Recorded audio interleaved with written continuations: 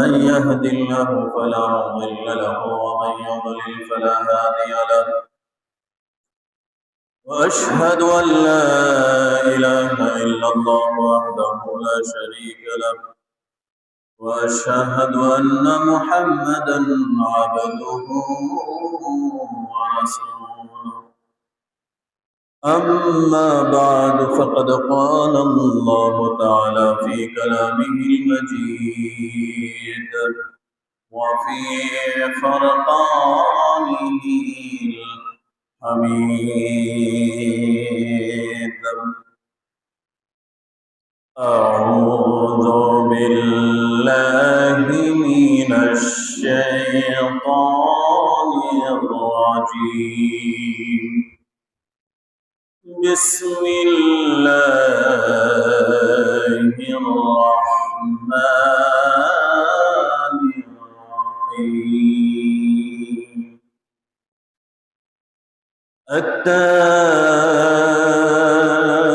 التائبون العابدون الحامدون السائحون الراكعون الساجدون الآمرون بالمعروف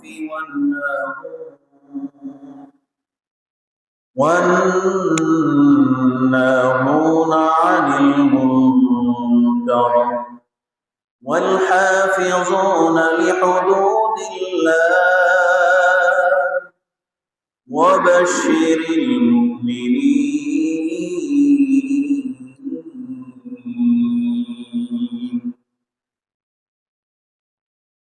أو كما قال عليه النبي الصلاة والسلام يا أيها الناس توبوا إلى الله فإني أتوب في اليوم إليه 100 مرة وقال تعالى إن الله وملائكته يصلون على النبي يا أيها الذين آمنوا صلوا عليه وسلموا تسليما اللهم صل على محمد وعلى آل محمد كما صليت على إبراهيم وعلى آل إبراهيم إنك حميد مجيد اللهم بارك على محمد وعلى آل محمد كما باركت على إبراهيم وعلى آل إبراهيم إنك حميد مجيد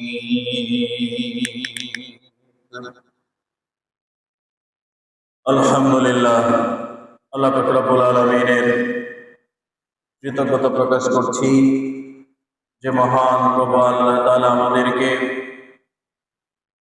সপ্তাহের সর্বোৎকৃষ্ট সর্বোত্তম দিন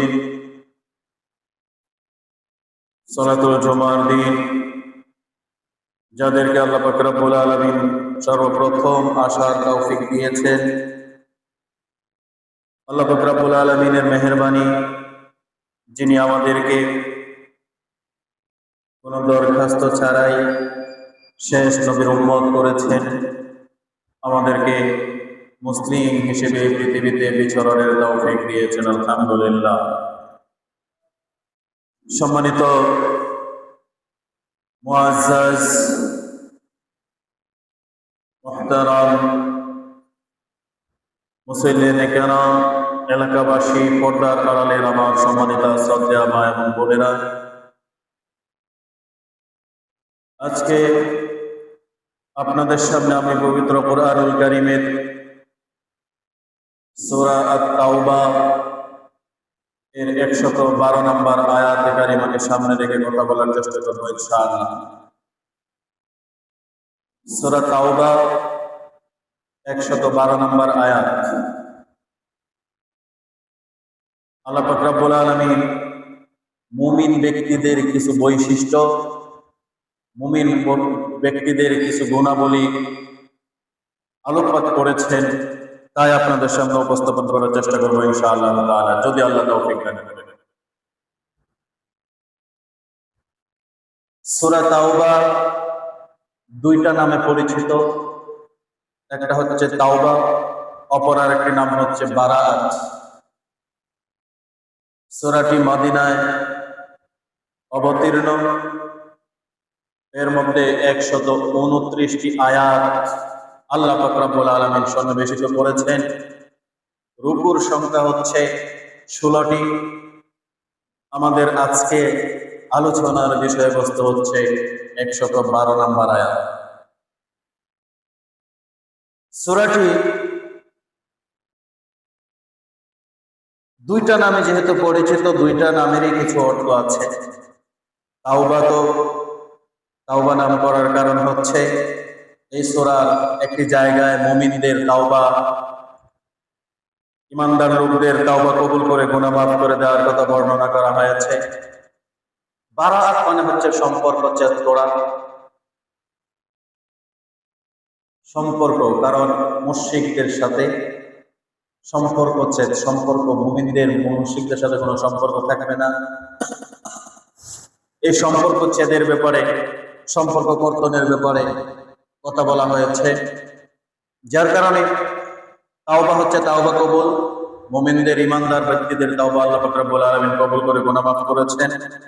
আবার বারাআত মানে সম্পর্ক ছেদ করেছেন। এই সূরার অন্য একটি বৈশিষ্ট্য হচ্ছে 114টি সূরা, প্রত্যেকটি সূরার শুরুতে আল্লাহ পাক রব্বুল আলামিন বিসমিল্লাহ সন্নিবেশিত করেছেন, কিন্তু এই একটি মাত্র সূরা, সূরা বারাআত অর্থাৎ সূরা তাওবা, এই সূরার মধ্যে আল্লাহ পাক রব্বুল আলামিন বিসমিল্লাহ দেন নাই। প্রত্যেক সূরার আগে বিসমিল্লাহ আছে না, কিন্তু এই সূরার শুরুতে কোনো বিসমিল্লাহ লেখা নেই।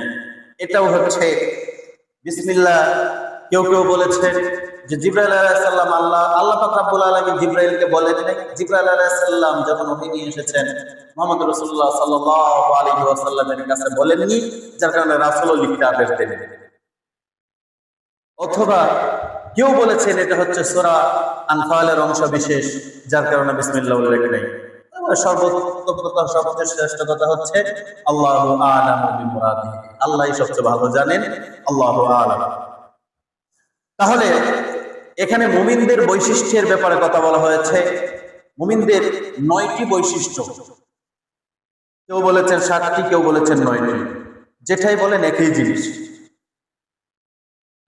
আমরা আবার শুরু করছি আয়াতটা। আল্লাহ পাক রব্বুল আলামিন বলছেন, التائبون العابدون الحامدون السائحون الراكعون الساجدون الآمرون بالمعروف والناهون عن المنكر والحافظين لحدود الله وبشر المؤمنين। আল্লাহ বলছে তারা যারা আল্লাহর পথে জিহাদকারী, তাদের এক নাম্বার একটা বৈশিষ্ট্য হচ্ছে তারা আত্তাইবুন, তারা হয় তাওবা কবুলকারী। তারা কি হয়? তারা হয় তাওবা কবুলকারী, তারা হয় তাওবাকারী, অর্থাৎ তারা হয় তাওবাকারী। আল আবিদুন, তারা হয় ইবাদতকারী। আল হামিদুন, তারা হয় প্রশংসাকারী। আস-সাইহুন, তারা হয় আল্লাহর জন্য ভ্রমণকারী। আর রাকিউন আস-সাজিদুন, তারা হয় রুকু এবং সিজদাকারী। আল আমিরুনা বিল মারুফ ওয়ান নাহুনা আনিল মুনকার, তারা হয় সৎ কাজের আদেশকারী এবং অসৎ কাজ থেকে বাধা প্রদানকারী। ওয়াল হাফিজুনা লিহুদুদিল্লাহ, এবং তারা আল্লাহর হালাল হারামের সীমারেখার প্রতি খুবই হেফাজতকারী হয়। অবশ্যই মুমিনিন, নবী যারা এই কাজগুলা করবে, যাদের দ্বারা এই কাজগুলা সম্পাদন হবে, অবশ্যই আপনি সুসংবাদ প্রদান করে দিন। অবশ্যই মুমিনদেরকে আপনি এই সুসংবাদ শোনায় দেন। সুবহানাল্লাহ।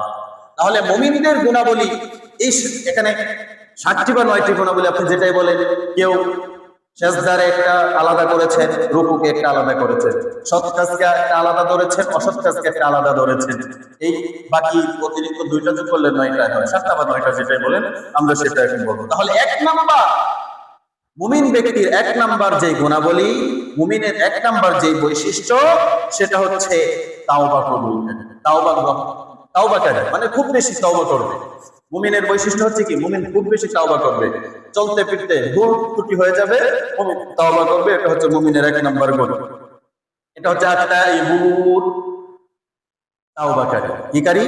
তাওবাকারী। তাওবা শব্দের অর্থ হচ্ছে প্রত্যাবর্তন করা, ফিরে আসা এবং অনুতপ্ত হওয়া ইত্যাদি। তাওবা কবুলের প্রধানত মূল 3টি বিষয় আছে। এর মধ্যে একটা হচ্ছে তাওবাকারীকে গুনাহ থেকে দূরে থাকতে হবে।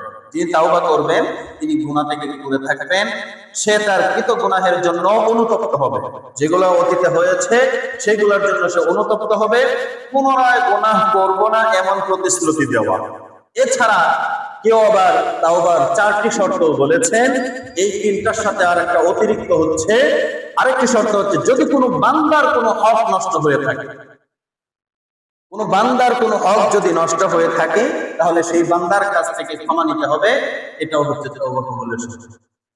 কারণ আমরা জানি হক 2 প্রকার, প্রধানত হক 2 প্রকার। একটা হচ্ছে হকুল্লাহ আর একটা হচ্ছে হকুল ইবাদ। হকুল্লাহ মানে হচ্ছে আল্লাহর হক।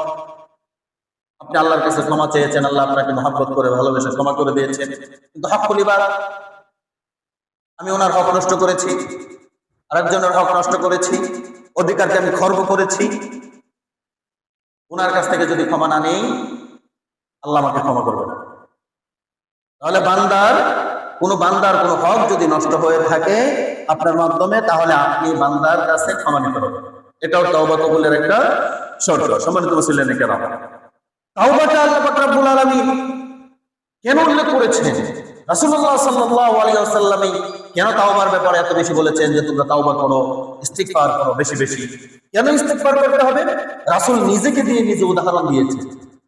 আল্লাহর নবী সাল্লাল্লাহু আলাইহি ওয়াসাল্লাম বলেছেন, ইয়া আইয়ুহান নাসু তুবু ইলাল্লাহি ফাইন্নী আতুবু ফিল ইয়াউমি ইলাইহি মিআতা মাররা।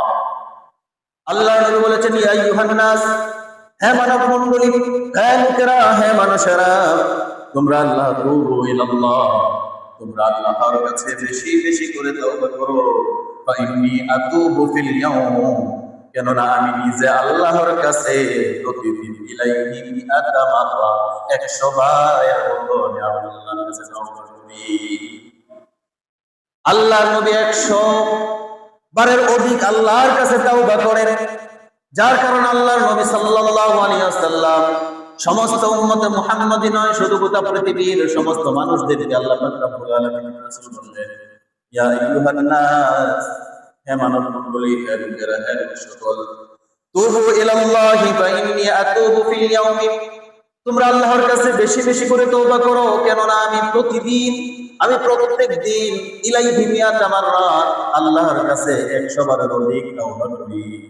আমার বন্ধুগণ, আল্লাহর নবী 100 বার তাওবা করেছেন। নবীরা মাসুম, নবীদের জীবনে কোনো গুনাহ নাই, তারা জীবনে কোনো গুনাহ করে নাই, তাদের জীবনে কোনো গুনাহের সন্দেহ পর্যন্ত নাই। তারপরে 100 বার তাওবা করেছেন কেন? উম্মতদেরকে শিক্ষা দেওয়ার জন্য। উম্মতরা যেন গুনাহ করার পরে হতাশাগ্রস্ত হয়ে না যায়, আশার আলো বুকের মধ্যে নিয়ে যেন তাওবা করে যে আমার রব আমাকে ক্ষমা করবেন। কারণ আপনি যখন প্রত্যাবর্তনের নিয়ত নিয়ে যে আমি আর গুনাহ করব না, আমি আর অন্যায় কাছে যাব না, আমি আর পাপ কাজে লিপ্ত হব না, ইচ্ছা করে আমি আর কোনো গুনাহ করব না, এরকম অনুতপ্ত হয়ে আল্লাহর কাছে যদি আপনি প্রতিশ্রুতিবদ্ধ হন এবং কারো হক যদি নষ্ট করে থাকেন, তার কাছে যদি ক্ষমা নেন, তাহলে এমনও হতে পারে আল্লাহ আপনার জীবনের সমস্ত গুনাহগুলো মিটায় দিয়ে আপনার মাসুম বানায় দিতে পারে। আমার বন্ধুগণ, যার কারণে বেশি বেশি করে তাওবা করতে হবে। আল্লাহর নবী সাল্লাল্লাহু আলাইহি ওয়াসাল্লাম অন্য জায়গায় বলেছেন, ইয়াকুলু আল্লাহি ইন্নী লাস্তাগফিরুল্লাহ ওয়া আতুবু ইলাইহি ফিল ইয়াউমি আকসারা মিন 70 মাররা। আল্লাহর নবী বলেন, আমি আল্লাহর নামে শপথ করে বলছি, ইয়াকুলু, আল্লাহর নবী বলেন, ওয়াল্লাহি ইন্নী, আমি আল্লাহর নামে শপথ করে বলছি, লা আস্তাগফিরুল্লাহ ওয়া আতুবু ইলাইহি ফিল ইয়াউম আকসারা মিন 70 মাররা। আল্লাহর নবী বলেছেন, আমি আল্লাহর নামে শপথ করে বলছি, আমি 70 বারের অধিক আল্লাহর কাছে, প্রতিদিন আমি 70-এর অধিক আল্লাহর কাছে আমি তাওবা করি। আমি যদি তাওবা করি তাহলে তোমরা কেন তাওবা করবে না? আল্লাহর নবী 70 বার, ওই জায়গায় শুনলেন যে 100, এই হাদিস আবার বলেছেন আল্লাহর রাসূল যে আমি 70 বার তাওবা করেছি। 70 বার প্রতিদিন। আর আমরা বছরে 70 বার তাওবা করি না, ঠিক না? অথচ তাওবা ছাড়া মুমিনের জীবন পরিপূর্ণ হবে না। আত-তাইবুন, মুমিনের 1 নাম্বার গুণাবলী তো হচ্ছে মুমিন তার কৃত কর্মের জন্য, তার কৃত ভুলের জন্য অনুতপ্ত হবে, আল্লাহর কাছে ক্ষমা চাইবে, আল্লাহর কাছে ইস্তিগফার করবে, আস্তাগফিরুল্লাহ, আল্লাহর কাছে তাওবা করবে। কিন্তু আমরা তাওবা করি না। তাওবা ছাড়া আপনার জীবন পরিপূর্ণ হবে কেমন করে? আপনার জীবনের আমল পরিপূর্ণ হবে না। কারণ আমরা মানুষ, আমরা কেউ মানবীয় দুর্বলতার ঊর্ধ্বে নই। আমরা কেউ গুণামুক্ত জীবন আমরা যাপন করতে পারি না। আমাদের মাধ্যমে ভুল ত্রুটি হয়। এই ভুল ত্রুটির কারণে তাওবার দরজা খোলা আছে, তাওবা আপনাকে করতে হবে। সম্মানিত মুসলিমরা, তাহলে মুমিনের 1 নাম্বার যে গুণাবলী সেটা হচ্ছে আত-তাইবুন, মানে হচ্ছে তারা তাওবাকারী হবে। তারা কি হবে? তাওবাকারী হবে। আল্লাহ রাসূল সাল্লাল্লাহু আলাইহি ওয়াসাল্লামের ব্যাপারে শুনেছেন যে তিনি প্রতিদিন 100 বার আল্লাহর কাছে তাওবা করেছেন। অন্য হাদিসে তিনি ওয়াল্লাহি, কসম করে বলছেন যে আমি প্রতিদিন আল্লাহর কাছে 70 বার, 70-এর অধিক আমি আল্লাহর কাছে তাওবা করি। এবার আপনি চিন্তা করে দেখেন আমরা কোথায় আছি। আল্লাহ তাআলা তাওবার ব্যাপারে আরো বলেছেন, ওয়া তুবু ইলাল্লাহি জামিআন আইয়ুহাল মুমিনুন লাআল্লাকুম তুফলিহুন। হে মুমিনগণ, হে মুমিনগণ, তোমরা সকলেই আমার কাছে তাওবা করো, তাহলে তোমরা সফল কাম হতে পারবে। আল্লাহ নিজে বলেছেন, ওয়া তুবু ইলাল্লাহি জামিআন, সমস্ত লোকদেরকে উদ্দেশ্য করে আল্লাহ বললেন, ওয়াতুবু ইলাল্লাহি জামিআন আইয়ুহাল মুমিনুন, আইয়ুহাল মুমিনুন লাআল্লাকুম তুফলিহুন। হে লোক সকল, হে মুমিনগণ, তোমরা সকলে আমি আল্লাহর কাছে তাওবা করো, আর যারা তাওবা করবে লাআল্লাকুম তুফলিহুন, তারাই সফলতা অর্জন করবে। সফলতা অর্জন করবে। আল্লাহ নিজে বলছেন যদি তাওবা করেন তাহলে সফল হবেন। আর সফলতা কি? আপনি যখন তাওবা করবেন, আপনারা যদি আল্লাহ গুনাহ মাফ করে দেন, গুনাহমুক্ত করে দেন, আপনার ক্ষুদ্র ভুল ত্রুটি যদি মার্জনা করে দেন, এর চাইতে বড় সফলতার কিছু আছে? আল্লাহ এই সফলতার কথা বলেছেন। আল্লাহ যখন আপনাকে দুনিয়াতে ভুল ত্রুটি মার্জনা করে দেবেন, ক্ষমা করে দেবেন, এটা আপনার সফলতা। আর এই সফলতার যে দৌড়েই, এই সফলতার মাধ্যমে আপনি জান্নাতের সর্বোচ্চ করে পৌঁছে যাবেন। সুবহানাল্লাহ। তাহলে তাওবা করতে হবে, তাওবার কোনো বিকল্প নেই। কি করতে হবে? তাওবা করতে হবে। সম্মানিত মুসলিম কেরাম, অনেক বেশি তাওবা করতে হবে। ইস্তাগফিরু রাব্বাকুম সুম্মা তুবু ইলাইহি, তোমরা তোমাদের রবের কাছে ক্ষমা প্রার্থনা করো, তারপর তার কাছে তাওবা করো। আল্লাহ বললেন, ইস্তাগফিরু রাব্বাকুম, তোমরা তোমাদের রবের, প্রভুর কাছে ক্ষমা প্রার্থনা করো। ইস্তাগফিরু, তোমরা তোমাদের রবের কাছে ক্ষমা প্রার্থনা করো, সুম্মা তুবু ইলাইহি, এবং তার কাছে তাওবা করো। ক্ষমা প্রার্থনা করতে হবে, তাওবা করতে হবে। এখন তাওবাটা কেমন তাওবা করতে হবে? খাঁটি তাওবা। সূরা তাহরিমের মধ্যে আল্লাহ পাক রব্বুল আলামিন তাওবাটা কেমন করবে সেটাও বলে দিয়েছেন। তাওবাটা কেমন হতে হবে? তাওবাটা কেমন তাওবা হতে হবে? তাওবা হতে হবে আপনাকে একবারে নিরেট, খাঁটি, নির্ভেজাল, কোনো ভেজাল থাকবে না। সেখানে আপনার কিছু প্রতিশ্রুতি, খাঁটি অন্তরে, খাঁটি দিলে, খাঁটি মনে, খাঁটি খাঁটি মস্তিষ্ক নিয়ে, খাঁটি ইরাদা নিয়ে আপনাকে এই তাওবাগুলো করতে হবে। তাওবাতুন নাসুহা করতে হবে আপনাকে, একনিষ্ঠ তাওবা, খালেস তাওবা, যে তাওবার পরে আপনি ইচ্ছা করে হুঁশ থাকতে আর পুরাতন পাপে লিপ্ত হবে। আল্লাহ পাক রব্বুল আলামিন বলছেন, ইয়া আইয়ুহাল্লাযীনা আমানু توبوا إلى الله توبة نصوحا। হে ইমানদারগণ, তোমরা আল্লাহর কাছে আন্তরিকতার সহকারে, আন্তরিকতার সহিত খাঁটি তাওবা করো। খাঁটি তাওবা, এই খাঁটি তাওবার জন্য শর্ত কি বললাম? 3টা বা 4টা। এই 4টা শর্ত আপনাকে পূরণ করতে হবে খাঁটি তাওবা করতে। এই যে তাওবাতুন নাসুহা, নাসুহা তাওবার শর্ত হচ্ছে 4টা। এই 4টা শর্ত, ক্রাইটেরিয়া যদি আপনি পূরণ করেন তাহলে আপনি তাওবাতুন নাসুহা হবে এবং খাঁটি তাওবা হবে। কি? গুনাহের জন্য অনুতপ্ত হতে হবে। যে গুনাহ আপনি করেছেন এটার জন্য অনুতপ্ত হতে হবে। গুনাহে আর লিপ্ত হবেন না, তার জন্য প্রতিশ্রুতি দিতে হবে। এবং আরেকটা কি করতে হবে আপনাকে? আরেকটা কি করতে হবে? পুনরায় গুনাহ করবেন না, এর প্রতিশ্রুতি দিতে হবে। সে তার কৃত গুনাহের জন্য অনুতপ্ত হবে। এবং যদি কোনো লোকের, কোনো মানুষের হক যদি নষ্ট করে থাকেন তাহলে সেই মানুষের কাছ থেকে ক্ষমা নিতে হবে। এই জিনিসগুলা করে যদি আপনি আল্লাহর কাছে তাওবা করতে পারেন তাহলে আশা করা যায় যে তাওবার কথা আল্লাহ বলেছেন, যে তাওবার কথা আল্লাহর নবী বলেছেন, সেই তাওবা আপনার কাছ থেকে সংগঠিত হবে। আর সেই তাওবা যদি সংগঠিত হয় তাহলে নারী পুরুষ সকলকে আল্লাহ ক্ষমা করে দেবেন। সুবহানাল্লাহ। এই তাওবা কি শুধু পুরুষদের জন্য? আল্লাহ তো এখানে মুমিনদেরকে উল্লেখ করেছেন। তার মানে মুমিন মুমিনাত যারা আছে সবাই এটার মধ্যে শামিল। তাওবাটা নারী পুরুষ সবাইকেই করতে হবে। পুরুষে শুধু ভুল করে না, নারীরাও ভুল করে। নারীদেরও তাওবা করতে হবে, মহিলাদেরও তাওবা করতে হবে। একই ক্যাটাগরির তাওবা, বরং মহিলাদের তাওবাটা একটু বেশি করা উচিত। কারণ তাদের মধ্যে গীবত গাওয়ার প্রবণতা মহিলাদের মধ্যে কম না বেশি? মহিলাদের মধ্যে গীবতের প্রবণতা বেশি। দুই মহিলা একসাথে হইলে কয়েক গ্রামের খবর পাওয়া যায়, এরকম মহিলা আছে না? এমন মহিলাও আছে আপনি পুরা 8 নং ওয়ার্ডের খোঁজ খবর একজনের কাছ থেকে নিতে পারবেন। আর কেউ যদি এক কথা ভুল করে তার কাছে বইলা দেয়, এই কথা অন্য আরো 10 জনের কাছে বলার আগ পর্যন্ত তার পেটের ভিতরে গুড় গুড় গুড় গুড় করতেই থাকে। কখন ওগুলাইবো এগুলা মানুষের কাছে বলবে, এরকম মহিলা আছে না?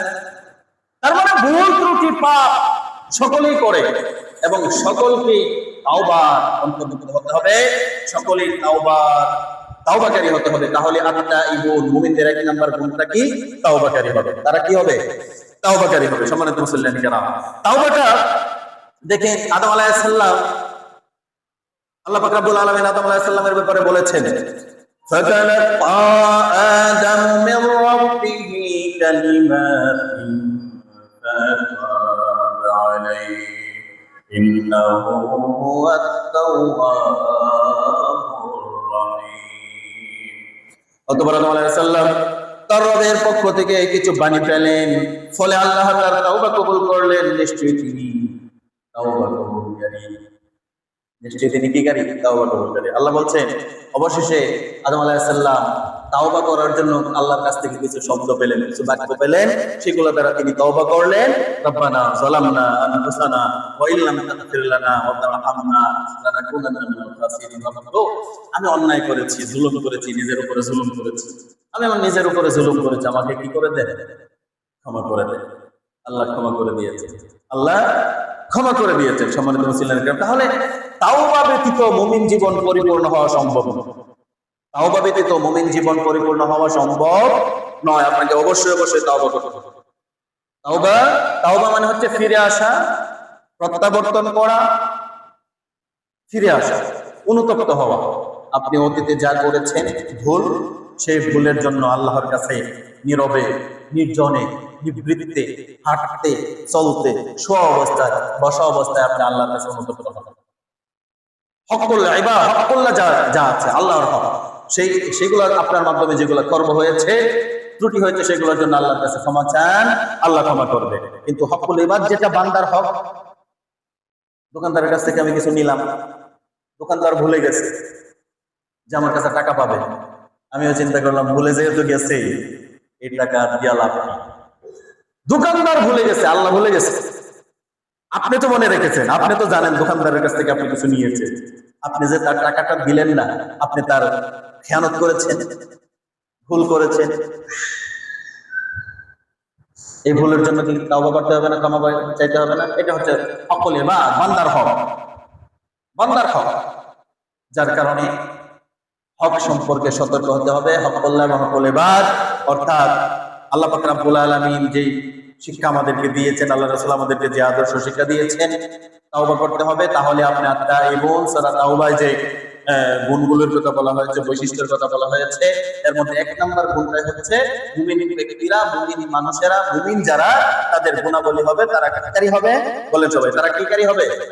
তাওবাকারী হবে। তারা কি কারি হবে? তাওবাকারী। তাওবা মানে কি করা? ফিরে আসা। তাওবা মানে কি করা? ফিরে আসা।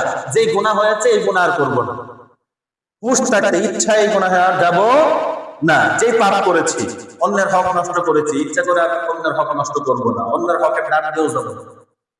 কার কার টাকা মেরে দিয়েছে জীবনে চলতে ফিরতে, যদি মনে করতে পারে যে স্কুল জীবন থেকে, ছোটকাল থেকে কতজনের কাছ থেকে বাকি খেয়েছি, কিন্তু নিজের অজান্তেই হোক, দোকানদারের অজান্তেই হোক, টাকা দিতে পারি নাই, ভুলে গেছি। আমারও মনে নাই, তারও মনে নাই, এবং সেই দোকানদারও এখন এই এলাকায় নাই, কোথায় আছে তাও জানি না, জীবিত না মৃত তাও জানি না, এরকম আছে না?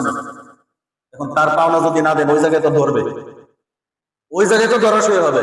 তখন ব্যক্তিত্ব নাই, কি করবেন আপনি? তার পক্ষ থেকে আপনি সব পাবেন না, কিন্তু আপনি সব পাবেন না।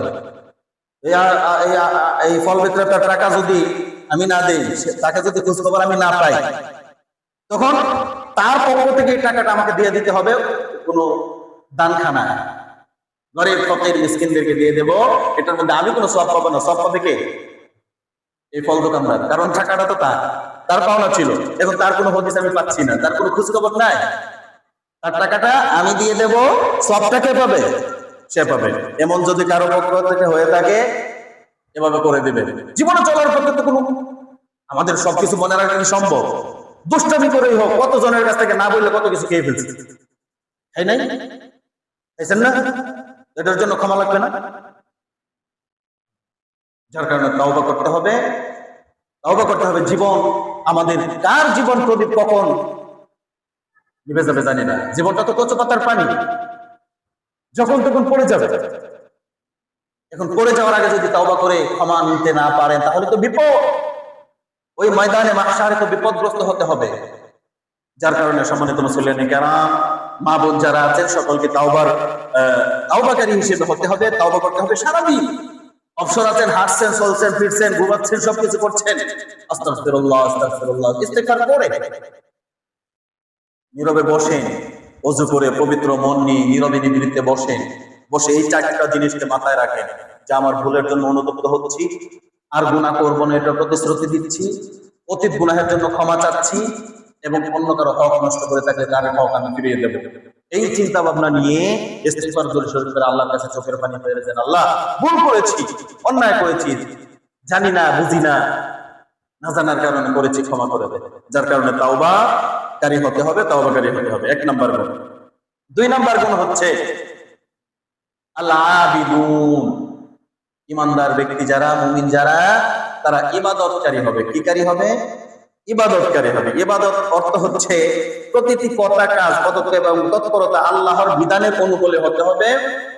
আল্লাহ, অর্থাৎ আল্লাহ যেগুলো আদেশ করেছেন সেগুলো আল্লাহর আদেশ অনুযায়ী করা, এটাও ইবাদত। আল্লাহ যেগুলো নিষেধ করেছেন সেগুলো থেকে বিরত থাকার নামও কি? ইবাদত। ইবাদত প্রধানত ইবাদত দুই প্রকার, দুই ধরনের ইবাদত আছে। একটা হচ্ছে ইবাদতে বদনী, আর একটা হচ্ছে ইবাদতে মাল। আবার তিন নম্বর আরেকটা আপনি বলতে পারেন ইবাদতে বদনী এবং মালি। এখন ইবাদতে বদনী মানে কি? মানে যেটা কায়িক, যেটা শারীরিক শক্তি দিয়ে করা হয়, শরীর দিয়ে করা হয়, সেটা হচ্ছে ইবাদতে বদনী। এটার মধ্যে নামাজ, রোজা, শরীরের ইবাদত। এখন আপনি ইবাদতে মালি, যাকাত, সাদকা, ফিতরা, এগুলো হচ্ছে ইবাদতে মালি। এখন ইবাদতে মালি এবং ইবাদতে বাদানি, এই দুইটাও একসাথে হয়। সেটা হচ্ছে কি, যেমন হজ করতে গেলে শারীরিক শক্তির প্রয়োজন আছে না নাই? আবার অর্থের প্রয়োজন আছে না নাই?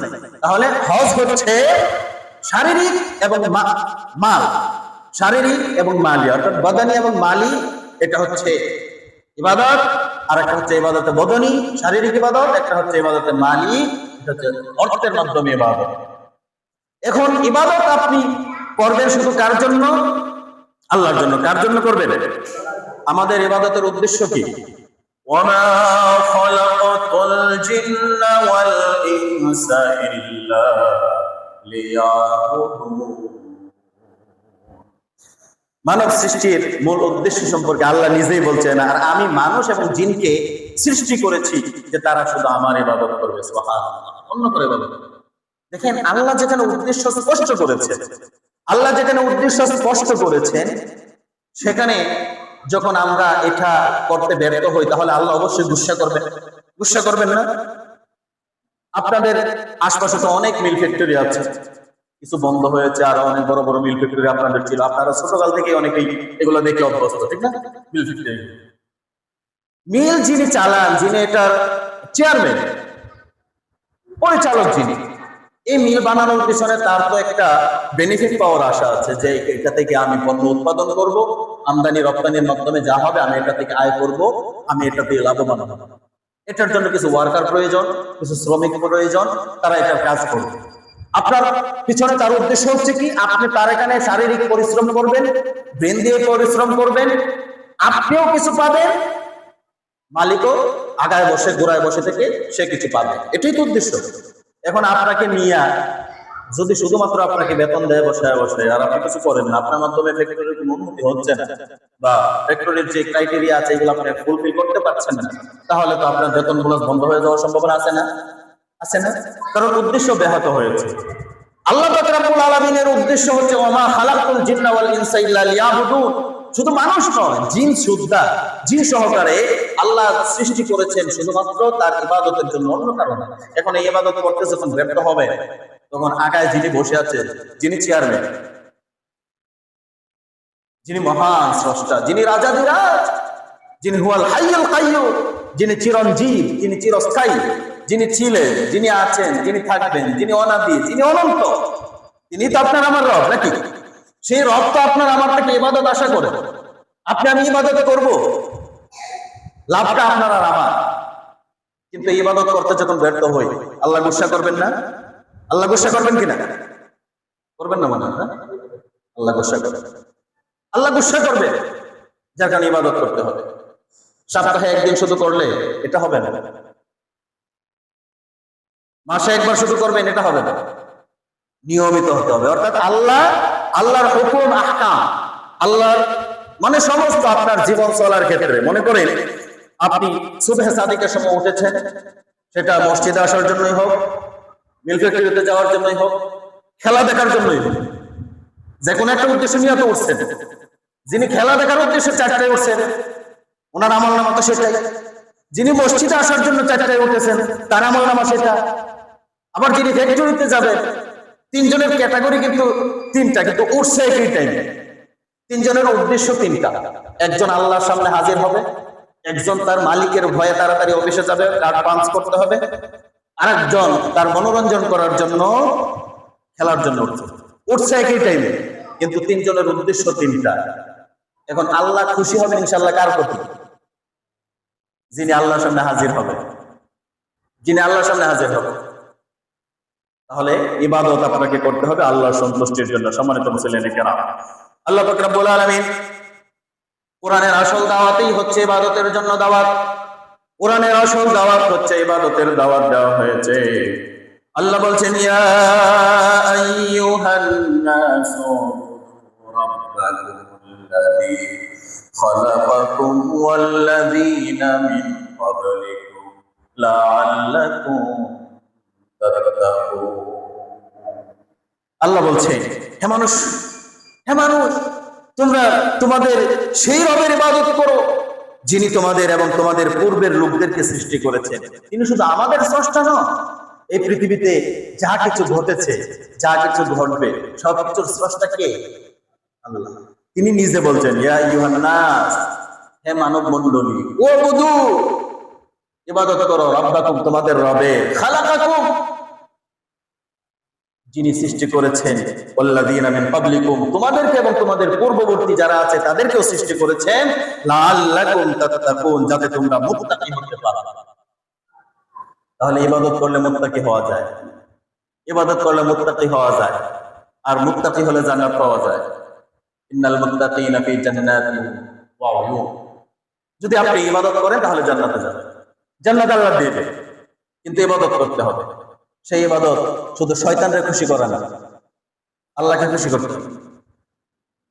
এখন যারা শুধু খেলার জন্য ওঠে, মানে শুধু খেলার জন্য উঠছে, অন্য কোনো কাজ নাই, শুধু খেলার জন্য, সেই খেলা রাতের একটাই হোক, তিনটাই হোক, চারটাই হোক, মিস করন যাব, এটা তো শয়তানের ইবাদত হলো। এটা কার ইবাদত হলো? আপনি বিনোদনের জন্য যে একটু সময় আমি আনন্দ উপভোগ করলাম, কিন্তু আল্লাহকে ভুলে তো না। নামাজের টাইমটাই নামাজে আসেন, মসজিদে আসেন, অফিসে যাবেন, কোনো সমস্যা নাই। দুনিয়া ছেড়ে দেওয়ার জন্য আল্লাহ একবারে বলে নাই রাব্বানা আতিনা ফিদ দুনিয়া হাসানাতাও ওয়া ফিল আখিরাতি হাসানাতাও ওয়া কিনা আযাবান নার। আল্লাহ আপনি আমাদের দুনিয়াতে কল্যাণ দেন, আখিরাতে কল্যাণ দেন, জাহান্নামের আযাব থেকে রক্ষা করেন। দুনিয়ার কল্যাণ আল্লাহ নিজে বলছে আপনি চাওয়ার জন্য, আপনি অফিসে যান, এটা আপনার উদ্দেশ্য হচ্ছে দুনিয়ার কল্যাণ, কিন্তু এই দুনিয়ার কল্যাণ করতে যে আল্লাহকে বলে যাবেন, এটা তো হবে না। দুনিয়ার কল্যাণ করতে যে আল্লাহকে বলে যাবেন, সেটা তো হতে পারে না। আপনি অফিসে যাচ্ছে, নামাজের টাইম হচ্ছে, নামাজ আদায় করে যান। মসজিদে জামাতের সময় হয় নাই, আপনি যদি মসজিদে জামাত আদায় করেন, আপনার ওই জায়গায় সমস্যা হতে পারে, আপনার সমস্যা হতে পারে, আপনি ঘরে নামাজ আদায় করেন। যেহেতু মসজিদে যদি আপনি জামাতের অপেক্ষা করেন, আপনার অফিসে কি হতে পারে, সমস্যা হতে পারে। আপনি নামাজ আদায় করে যান, কিন্তু ঘরেও আদায় করেন না, মসজিদেও আসেন না, অফিসে গিয়েও নামাজ আদায় করেন না। আমি জানি না আপনাদের অফিসে নামাজের স্থান আছে কিনা। আছে, যদি আছে থাকে, যদি শ্রমিক হয় সেখানে 1500, আমার কাছে মনে হয় যে 100 জনের নামাজ আদায় করে না, হয়তো 100 জনে করে না,